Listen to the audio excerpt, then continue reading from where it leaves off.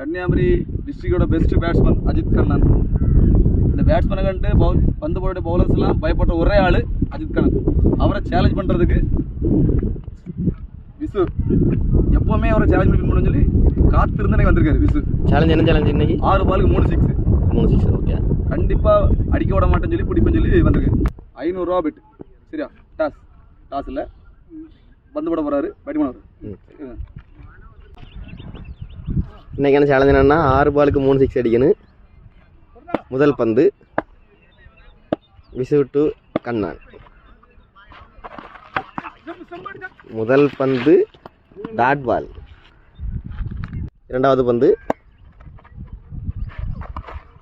Wide. இரண்டாவது பந்து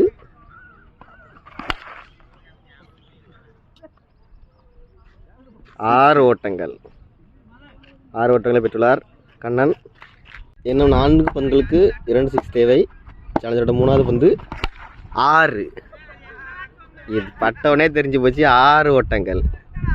3 பந்துக்கு 2 six அடிச்சிட்டாரு. ஏன்னா 3 பந்துக்கு 2 சிக்ஸ், 1 சிக்ஸ் தான் தேவை. 4வது பந்து 1 சிக்ஸ் தான் தேவை. 6 தான் நினைக்கேன். 6